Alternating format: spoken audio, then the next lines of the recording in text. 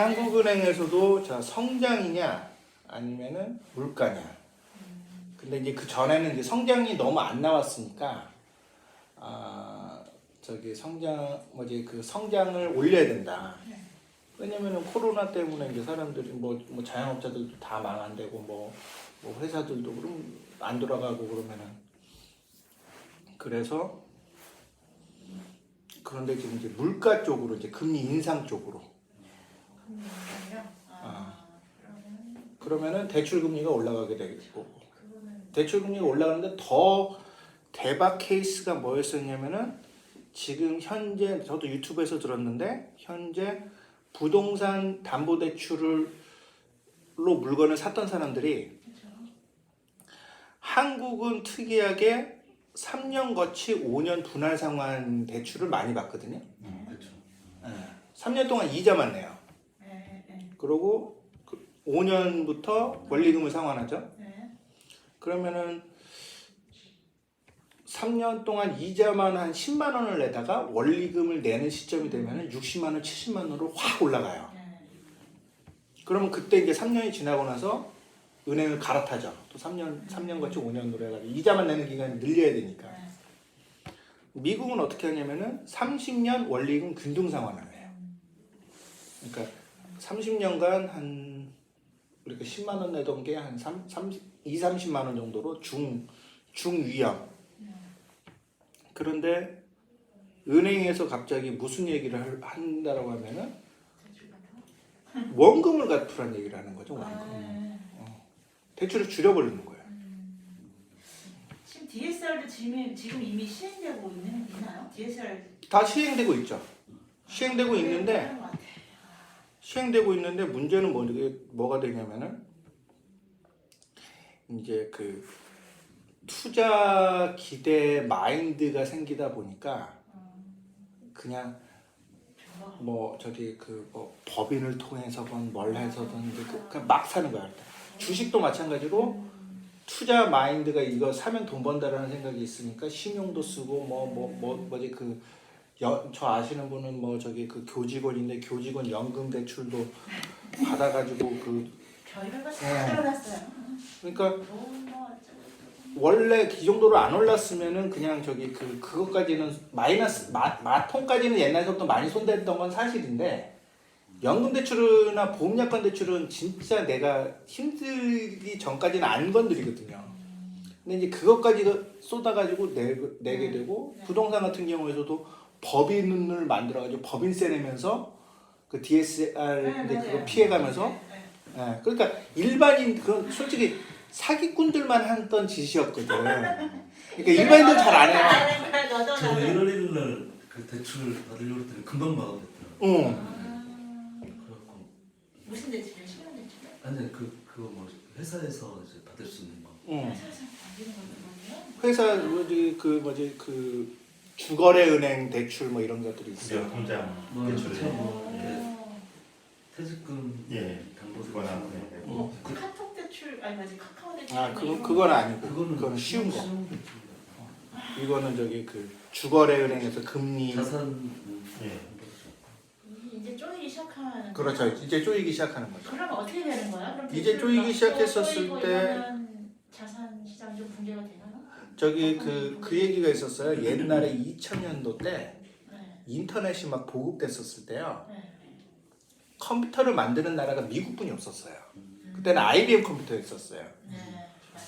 모뎀을 만드는 것도 미국뿐이 없었어요. 인터넷 홈페이지를 만드는 것도 미국뿐이 없었어요. 그러니까 세계 모든 사람들은 마이크로 오피스를 썼던 그러니까 다른 대안이 없었어. 네. 지금처럼 무슨 웹 오피스라든지 이런 다른 오피스 프로그램이 아예 없었을 때였었어요. 그래가지고 그 당시 때도 미국의 IT 기업들은 성장률이 되게 높았거든요. 그런데 꼬꾸라지기 시작했었을 때는 그냥 이렇게 산이 이렇게 불뚝 올라갔다 떨어진 거였죠. 그래서 제가 말씀드리는 부분은 뭐냐면은 역사를 아는 분은 세상이 이렇게까지 혼란스러울 수도 있다는 걸 인식하는데 네. 단점은 뭐냐면 이게 딱 10년에 한 번씩 오거든요. 예, 저도 잘 들었어요. 그러니까 10년 동안 또 다 까먹어요. 2008년이 마지막이었잖아요. 응. 그죠? 근데 작년이나 재작년쯤에 왔어야 되는데 그죠? 그 응. 코로나로 왔다고. 음. 코로나로 왔다라는 식으로 사람들이 얘기를 그래서 제가 지금 주장하는 바는 뭐냐면은 지금 저도 이제 그거를 바꿨거든요. 그러니까 퇴직연금 CD형으로 해가지고 은행에다가 맡겨가지고 이제 그 퇴직금을 굴려주는 거를 개인이 이제 뭐 주식 몇 퍼센트, 채권 몇 퍼센트 아니면은 그거로 변경이 가능해야 돼. 그러니까 DBDC. 네? DBDC. 네, DBDC에 네. 그거를 바꿀 수가 있어요. 네. 나는 이제 또 갑자기 이제 지금은 이제 채권형으로 바꿔놓은 케이스인 거죠. 왜냐면은 나는 자산 가격이 떨어질 것 같으니까. 그러니까 그것도 상당히 네. 직장 오래 다니신 분들은 그게 되게 커요. 네. 자산 가격이 그러면은 뭐 여름 가을쯤에 떨어질 것 같다. 아니 그러니까 지금 이제 그 했던 얘기는 뭐였었냐면은 어찌됐든 간에 코로나는 금방 끝난다라는 거죠. 의외로. 의외로. 그래요. 그러니까 얘기를 해야 되는데. 구조가 망가지는 거는 한 5, 6년 갔는데 코로나는 어떻게 보면은 갑자기 그러니까 미국 케이스나 지금 인도 케이스가 그렇거든요. 갑자기 걔네 인도 망하니 어쩌니 하다가도 갑자기 급감하면은 막 2,000명, 3,000명대로 쭉 떨어져요. 지금 이거도 한국도 이제 코로나로 이제 얘기가 나오다가 무슨 이유인지는 인도도 모르고 미국도 모르고 아무도 모르는데 어느 순간인가 갑자기 급감할 수도 있다라는 거예요. 막 갑자기 뭐 지금 35,000명 이럴 때는 막 세상 망할 것 같은데 갑자기 뭐 500명 되면은 이제 다 놀자판으로 이제 갑자기 확 풀리겠죠. 스타일 효과도 더 없을 때문에. 근데 문제는 뭐였냐면은 정부에서 미국에서 이런 사태를 처음 겪다 보니까 좀 지나치게 많이 푼 감이 있다. 어느 정도 지나치냐라고 하면은 미국이라는 나라가 경제 성장률이 보통 한 2% 정도 나와요. 한국도 1.5에서 2% 정도 저성장 국가잖아요, 한국도. 근데 미국 물가가 7%라는 거예요. 성장률이 막 5%가 나와요. 막 한국도 막 사상 최대 막 그 수출이래요. 그러니까 근데 이제 바깥에는 못 나가잖아요. 여행을 못 가잖아요. 돈 가지고. 그러니까 이제 그 차 바꾸고 가구 바꾸고 이렇게 집에 있는 거 바꾸게 되니까 한국에는 수출 위주의 그런 기간제 산업을 주로 하다 보니까 이제 그게 그 수출을 많이 하게 됐죠. 왜? 돈이 있으니까. 사람들은 우리나라가 전통적으로 관광 수지 적자 국가거든요. 우리나라가 그래요? 그러니까 우리나라는 수출로 돈을 벌어가지고 한국 사람들이 외국 나가가지고 돈 써가지고 이제 그 경상수지 적자가 발생하는 나라인데 무역 수지는 흑자고. 그러니까 외국 나가서 돈을 안 쓰니까 이제 사람들이 이제 그 돈 가지고 이제 부동산도 사고 미국 주식도 사고 한국 주식도 사고. 넘쳐나가지고. 요새 인테리어도 한다고 그래요. 인테리어도 그냥. 차 바꾸려고 최근에 내려서 갔는데 가격이 너무 많이 올랐더라고요. 차가요? 300, 400 정도. 중고차 가격. 중고차요? 지금 미국에서 그냥 무슨 사태가 반도체 벌어졌냐면 문제도 있고. 아니 그거보다 더 큰 사태가 뭐가 있냐면은 미국에서 새 차 가격이랑 10년 된 차 가격이랑 중고차 시장에서 동일하대요. 왜요? 그게 왜 이상해지 이렇게? 왜 이상하냐면은 10년이 됐으면요 네. 자동차를 폐차해야 돼요 보통. 10년이 되면요? 어. 그런가요? 11년 아니, 정도. 많이 11년. 많이 탔으면 많이 탔으면. 그래 오케이. 11년, 20년 탈 수 있다 쳐요. 그래도 10년 전 차보다는 뭐 안에 전자기기라든지 이게 그쵸. 완전히 바뀌어서 그래 오케이 중고차 가격 반 가격까지는 인정하시죠. 10년 탔으면은. 반도 훨씬 더 깎이죠. 근데 미국에서는 똑같다니까 신차 가격이랑. 왜 그런 현상이 있죠? 어떻게 볼수 있지? 그러니까 신차는 출고가 안 되고. 출고가 안 되고. 미국은 차가 없으면 세상을 살 수가 없고. 아 출고가 안 된다. 그러니까 중고차 가격이만 올라가는구나. 귀하니까. 돈은 있는데 아. 해외여행을 못 가고 크루즈나 뭐 이렇게 동남아 가서 쓸 돈 가지고 국내 여행을 가야 되니까 근데 나는 신차를 사고 싶은데 신차 언제 나요? 그러면 2년 뒤에 나온대요. 그러면은 좀 전에 말씀하신 것처럼 중고차 가격이 올라갔다라는 게 올라가다 못해서 우리가 생각한 게 뭐였었냐면은 중고차 가격이 올라갈 수도 있는데 그래도 신차보다는 싸야 되는 게 중고차 아니겠습니까? 근데 신차가 안 나오니까 중고 가격이 신차보다 더 올라가는 기현상이 발생한 거예요. 이제 신차 가격도 오르겠죠 그러면. 신차 가격은 오르는 거가 문제가 아니라 네, 안 나와요. 차가 안 나온다니까? 차가 생산이 안 돼. 그러니까 고질적인 인플레이션. 그래서 그 파월의장이 얘기한 이번 인플레이션에서 공급망 문제다. 그래서 왜냐하면은 사람들이 예전에는 돈을 가지고 여행을 가고 어떤 경험을 많이 썼는데 못 돌아다니니까. 애들 뭐 저기 키우면은 무슨 뭐 캠핑도 가고 무슨 연수도 가고 가잖아요. 근데 못 가니까. 아무튼 그래서 금융적인 문제를 금융적으로 해결을 한다. 그래서 이제 그거를 금융을 줄이게 되면은 주가가 떨어질 가능성이 있는데 주가가 떨어질 때는 급하게 떨어진다. 그래서 어쩌면은 한 4월, 5월 정도 지나면은 좋은 기회가 될 수도 있다. 안 들어가신 분들은. 안 들어가신다는. 네, 4월, 5월. 제가 이제 명심하겠습니다. 그래서 저기 진행을 2장서부터 진행을 할게요.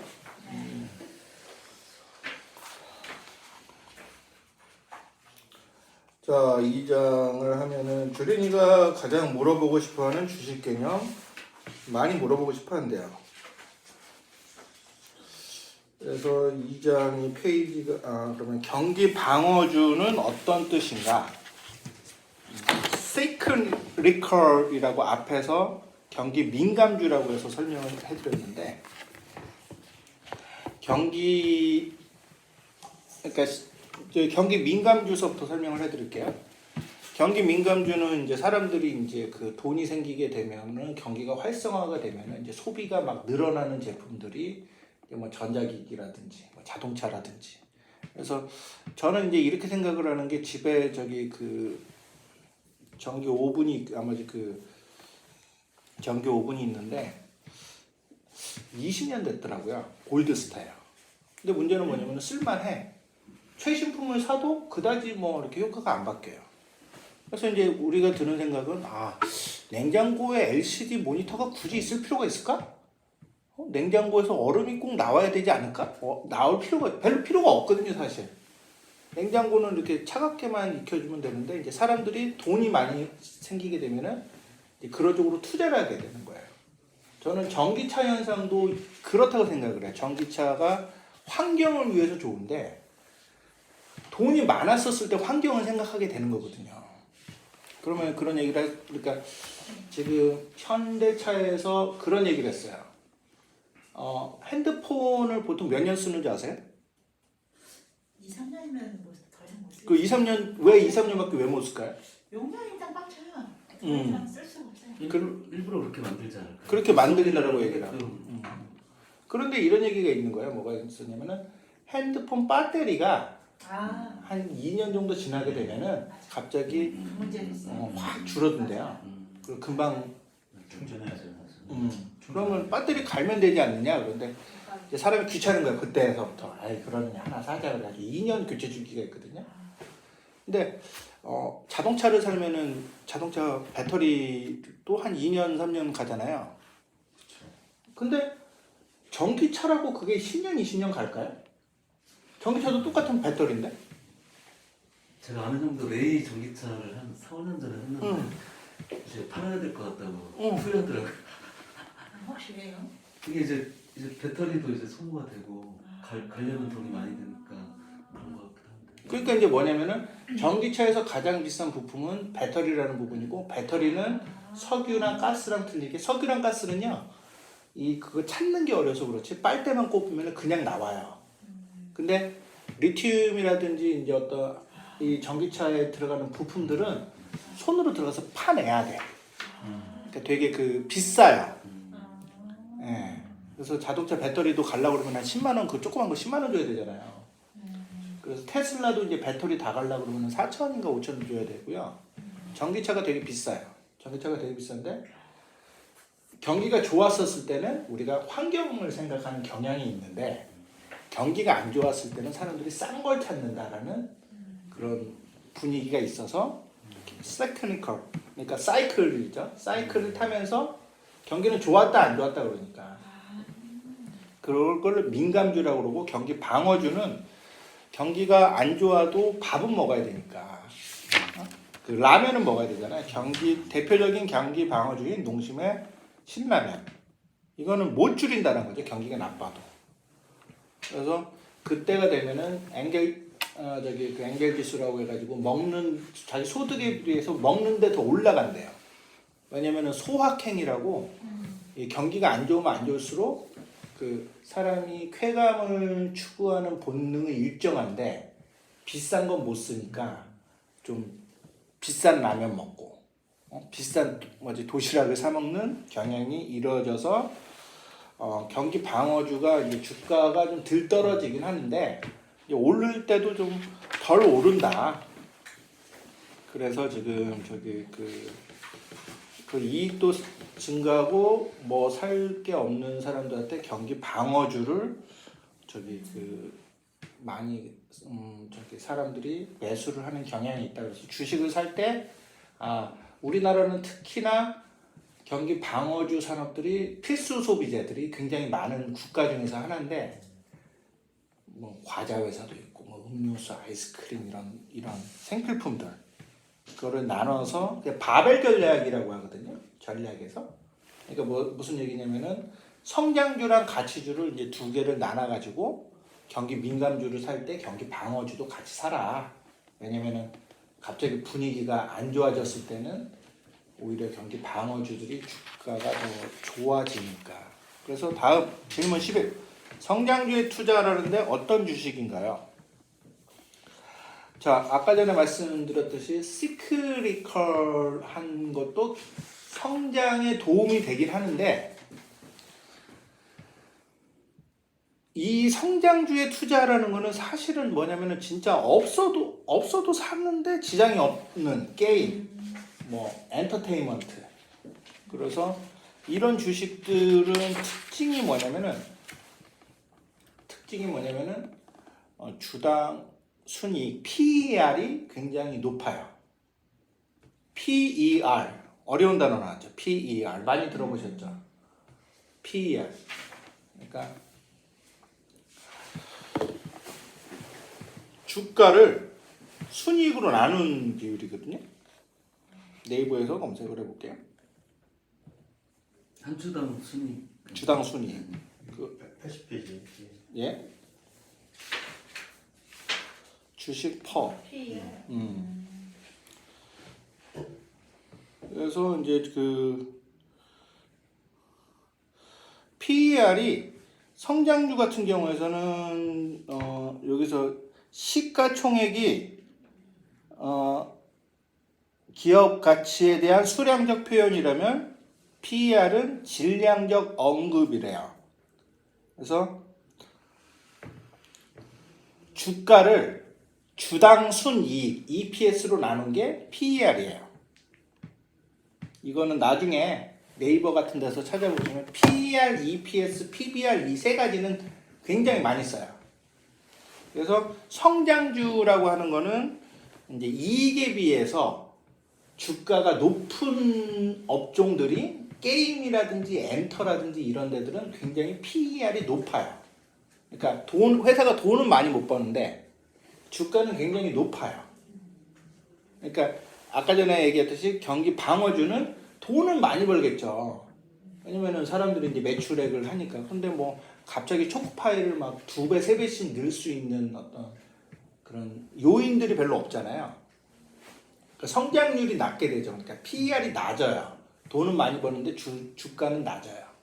근데 엔터테인먼트 만약에 그 뭐 YG다. 뭐 YG가 뭐 어쩌고 저쩌고 해서 양현석이 뭐 이렇게 잡혀 들어가가지고 회사가 망할 듯 해도 그냥 걸그룹 하나만 빵 뜨면은 이익이 급증하거든요. 근데 그 걸그룹이 뭐 사실 원가로 치면 얼마 안 한다라는 거죠. 그 예전에 있었던 수요도 아니고. 그래서 주식을 크게 그러면 세 가지로 나누겠습니다. 경기 방어주, 그리고 시크리컬, 경기 순환주, 그리고 성장주.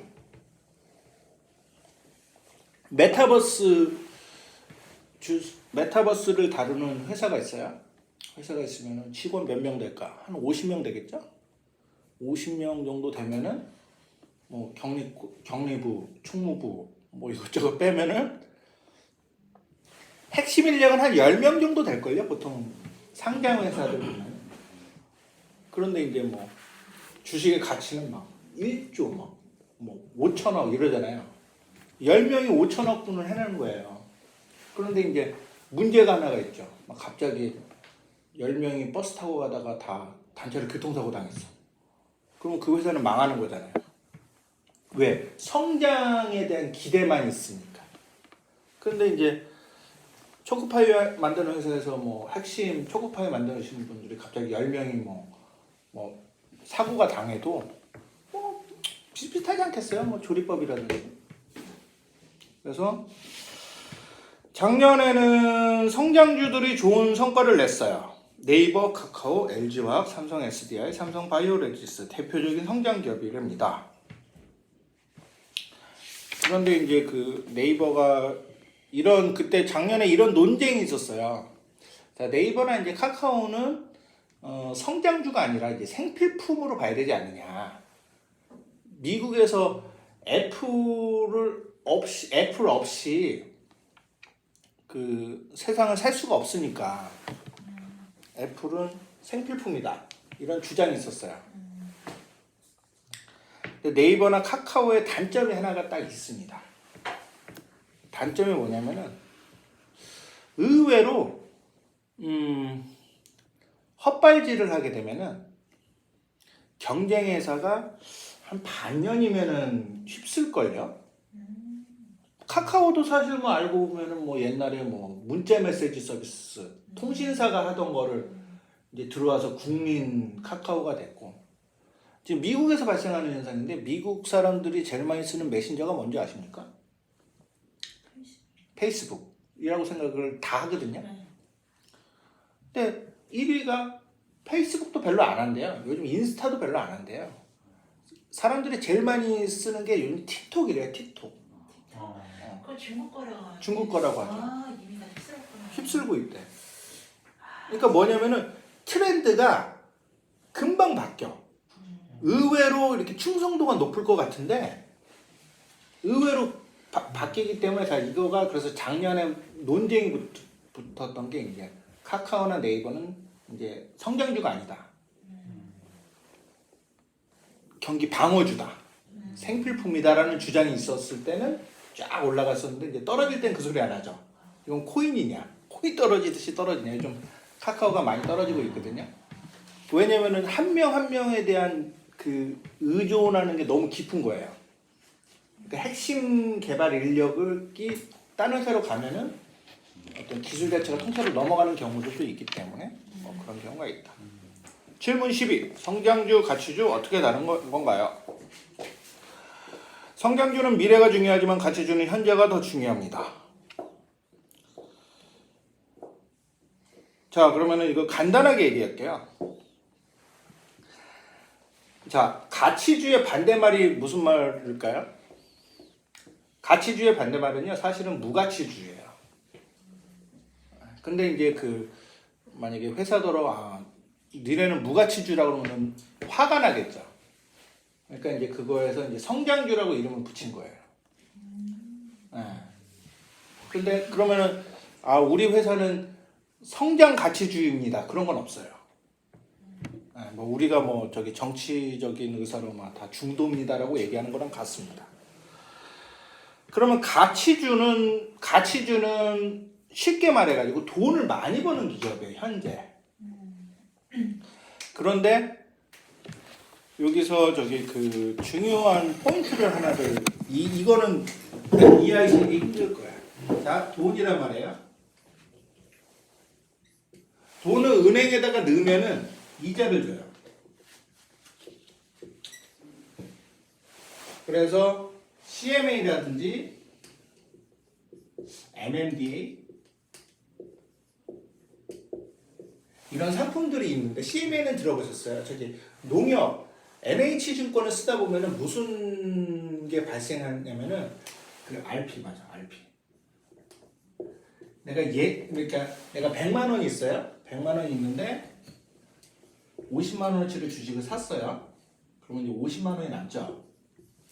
그럼 이거 현금 아니에요, 현금. 이거를 그냥 RP에다가 넣어줘요. 그러니까 RP가 50만 원으로 잡히더라고요. 그러니까 내가 생각했을 때는 그냥 예수금인데, 그러니까 우리 은행에다 예금 넣는 것도 마찬가지잖아요. 근데 예금은 하루 이틀을 넣으면 이자를 안 주거든요. 근데 NH증권은 저도 이용하고 있는데 이거를 RP에다 넣어가지고 하루치 이자를 뭐 몇 원이 됐던지 간에 주더라고요. 그래서 중요한 건 뭐냐면은 우리의 돈은 이자율에 따라서 불어나는 거예요. 그러니까 내가 돈이 있는데 지금 쓸 돈만 이제 그 인출해서 사용하고 있고 대부분의 돈을 은행 통장에다가 돈을 넣게 된다는 게 일반적인 상식이야.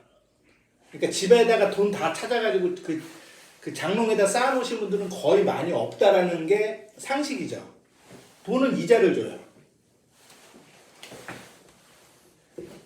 이자 2020년 3월 20일 이자가 0원이 됐어요. 그러니까 저금리 시대를 넘어가지고 이제 제로금리 시대가 코로나 때 발생했어요. 그러면 돈의 가치도 떨어진다라는 게 되겠죠? 돈은 이자니까.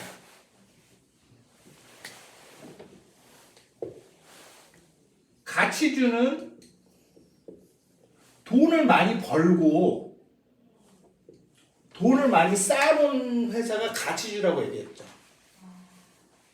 그러면 이 가치주, 이 성장주는 돈이 별로 없어. 성장률만 있어요.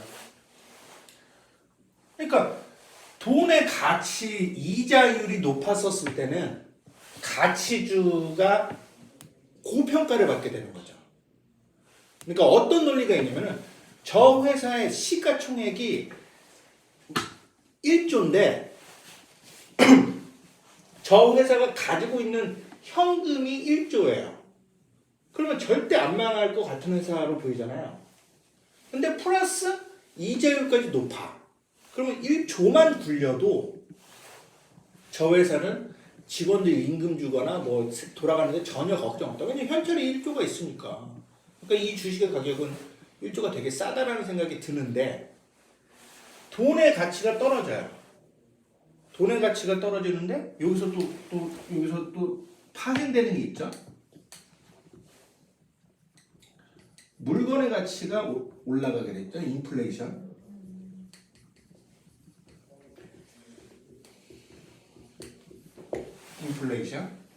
그러면 무슨 현상이 벌어지냐면은 돈의 가치가 떨어지는 데다가 물건 가격이 오르면은 이 회사는 돈을 가지고 있는 것 자체가 부담이 돼버려요. 그러니까 예전에는 돈이 현찰을 많이 쌓아놨다는 게 장점이었는데 이제는 저 회사가 현찰을 많이 쌓아놨기 때문에 쓰레기가 되는 거예요. 그러면 돈이 없는 회사가 갑자기 이 회사의 장점은 돈이 없는 게 장점이 돼버리는 거야. 왜냐면은 돈을 막 푸니까 이런 회사들은 막 돈을 끌어다 쓰는데 저기 장점 있는 회사들이잖아요. 사람도 마찬가지겠지만은 돈 잘 안 빌리던 사람들은 위기가 와도 돈 잘 안 땡겨요. 돈 없는 사람들은요 신났지. 계속 땡겨놓으니까 선수가 됐을 거 아니겠습니까? 그러니까 자본을 땡겨서 투자를 하는데 얘네는 특화되어 있는 거예요. 뭐 스톡옵션 줄게, 뭐 줄게 그래가지고 막 직원들 막 모집해가지고 막 물건 만들고. 그래서 작년도 때 2020년 3월 20일 날 미국에서 꽝 주식이 떴죠. 페이스북, 아마존, 넷플릭스, 구글. 테슬라도 있었죠? 테슬라. 왜? 이자가 떨어지고 돈의 가치가 떨어지게 되니까 이 회사들은 돈을 많이 쌓아놨던 회사들이 아니야 원래. 코카콜라라든지 뭐 무슨 화학회사든지 철강회사에 비해서 뭐 영업이익률을 높고 돈이 많은 회사긴 한데 얘네들은 이제 그 돈을 가지고 이제 돈을 땡겨가지고 이제 직원들 막 신사업들을 막 벌렸었어요 작년에. 막 아마존에서 막 그 갑자기 막 그 돈이 하도 남아가지고 우주 관광을 한다라고 해서 미사일 발사를 했었거든요 작년에. 그러고 이제 막 로봇을 만든다라고 했었고 성장에 갔는데 그 이자가 떨어졌을 때는 성장주가 뜨고 가치주가 내려간다. 그 이유는 돈의 가치는 이자랑 반비례를 하기 때문에. 그래서 주식은 세 가지로 나눠서 항상 구분해서 생각하세요. 자, 가치주인가, 시크리컬 주인가, 아니면은 성장주인가.